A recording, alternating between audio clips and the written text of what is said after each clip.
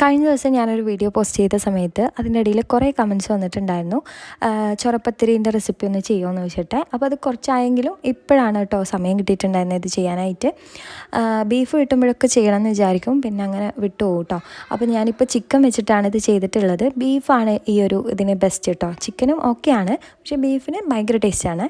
അപ്പോൾ മസാല നമ്മൾ നോർമൽ സമൂസയിലൊക്കെ ഉണ്ടാക്കുന്ന സെയിം മസാല തന്നെയാണ്. സവാള വഴറ്റി പച്ചമുളകും മഞ്ഞൾപ്പൊടിയും ഗരം മസാലയും പിന്നെ ചിക്കൻ വേവിച്ചതും കൂടെ ചേർക്കുക, മല്ലിച്ചപ്പും കൂടെ ചേർത്ത് കൊടുക്കുക കേട്ടോ.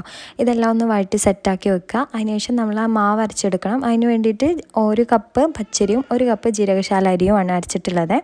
അത് നന്നായിട്ട് ഫൈനായിട്ട് അരച്ചെടുക്കണം. അതിലേക്ക് ജീരകവും തേങ്ങയും ചെറിയുള്ളിയും കൂടെ ചേർക്കണം കേട്ടോ. അതിനുശേഷം നമ്മൾ ആവിപാത്രം വെച്ചിട്ട് ഒന്ന് നെയ്യ് തടവി കൊടുക്കുക. ആദ്യം ഒരു തവി മാവ് ഒഴിച്ചിട്ട് മസാല ഇട്ടിട്ട് ഒന്ന് അടച്ചു വെക്കുക.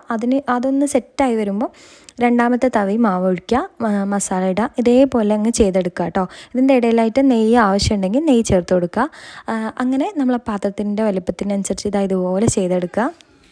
അരി ഉണ്ടല്ലോ, നമ്മളൊരു 6 മണിക്കൂറെങ്കിലും കുതിർക്കാൻ വേണ്ടി വെക്കണം. അതുപോലെ തന്നെ ഇതിൻ്റെ ഇടയിലൊക്കെ നെയ്യിൻ്റെ ഫ്ലേവറൊക്കെ ഇഷ്ടമുള്ളവർ നെയ്യൊക്കെ ചേർത്ത് കൊടുക്കുക കേട്ടോ. പിന്നെ ഒരു തവി ഒഴിച്ചതിന് ശേഷം നമ്മൾ ഒരു 2 മിനിറ്റ് വെയിറ്റ് ചെയ്താൽ മതി. അതിന് ശേഷം അടുത്ത തവി മാവ് ഒഴിച്ച് കൊടുക്കുക. അപ്പോൾ ഒന്ന് ഉണ്ടാക്കി വെക്കുക.